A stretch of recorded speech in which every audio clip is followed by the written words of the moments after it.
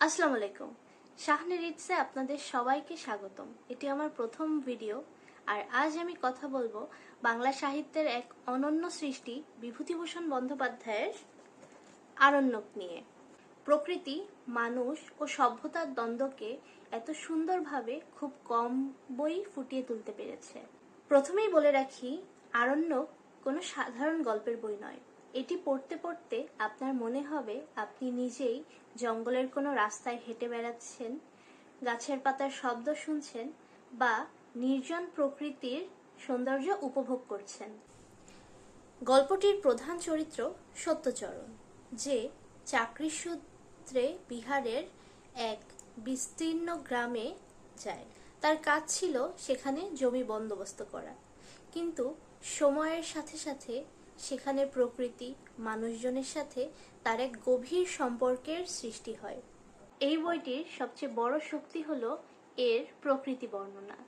বিভূতিভূষণ তার লেখনীতে এত সুন্দর করে সবটা ফুটিয়ে তুলেছে যে পাঠক চোখ বন্ধ করলেই তা কল্পনা করতে পারে। সূর্যাস্ত, চাঁদের আলো কিংবা গাছপালার রহস্যময় সৌন্দর্য সবকিছুই অসাধারণভাবে ফুটিয়ে তুলেছেন। আরণ্যক শুধু প্রকৃতির গল্প নয়, এটি মানুষেরও গল্প।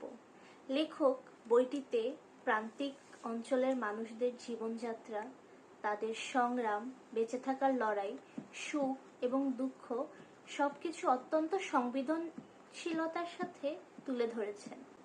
বইটি পড়ার সময় যে বিষয়টি আমার সবচেয়ে বেশি হৃদয়স্পর্শী লেগেছে সেটা হলো সত্যচরণ একদিকে তার চাকরির দায়িত্ব পালন করছে, অপরদিকে তার মধ্যে এই অপরাধবোধও ছিল যে সে কোনো না কোনোভাবে অরণ্য ধ্বংস করছে।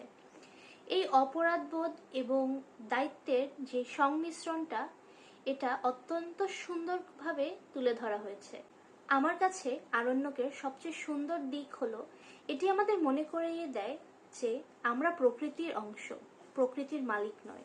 সভ্যতার নামে আমরা যতই এগিয়ে যাই না কেন, প্রকৃতির অবদান আমাদের কখনোই অস্বীকারযোগ্য নয়। বইটি নিয়ে আমি আরেকটি কথা বলতে চাই, সেটা হলো যারা খুব দ্রুত গতির গল্প পছন্দ করেন বা নাটকীয় গল্প আশা করেন, তাদের জন্য বইটি কিছুটা ধীর মনে হতে পারে প্রথমে।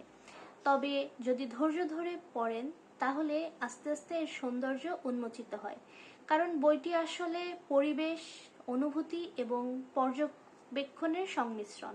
আমার ব্যক্তিগত রেটিং হবে 4.8/5 ভেতরে। যারা প্রকৃতি প্রেমী, সাহিত্য প্রেমী এবং গভীর চিন্তাধারার বই পড়তে ভালোবাসেন, তাদের জন্য আরণ্যক একটি মাস্ট রিড বই।